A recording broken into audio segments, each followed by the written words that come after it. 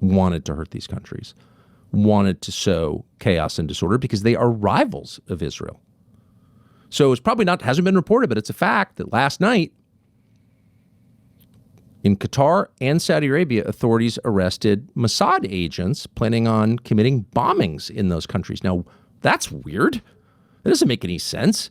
Why would the Israelis be committing bombings in two Gulf countries, which are also being attacked by Iran? Aren't they on the same side?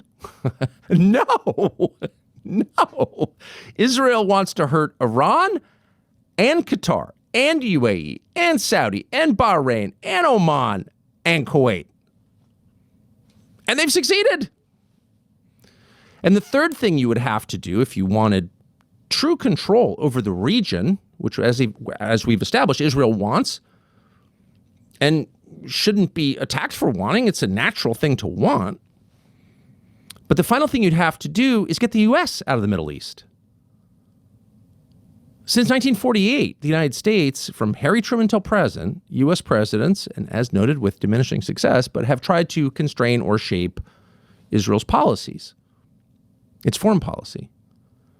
And we have a right to do that because we're the most powerful country in the world, and have been since 1945, and also because we pay for it. You know, Israel couldn't exist without us right now. And we give them the defense umbrella. We defend them in their wars.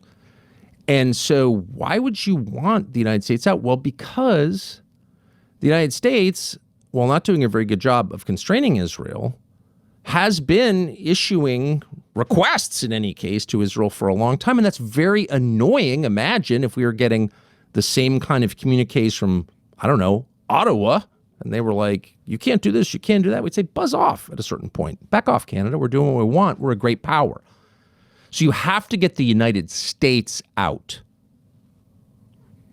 And this war is designed to do it.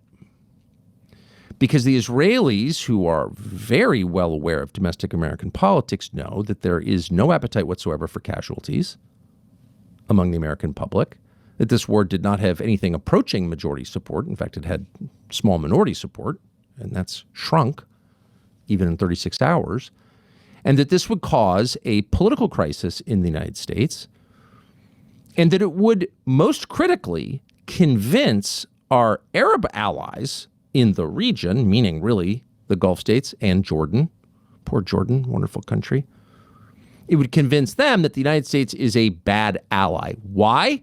Because the second you hit Iran, and the Persians are not stupid at all, you know that they're going to hit American bases in those countries, which they have, except Oman. But in the other 6, they have. And you know those countries are not going to be defended by the United States. And they haven't been very well. Some of these countries are on fire right now, and they feel completely vulnerable. And they are low and not letting loose with any operational secret that you can't find on the internet. They're running low on missile defense.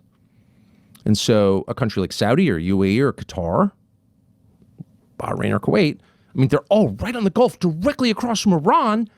They live on their energy production, and that's being damaged, and no one's protecting them.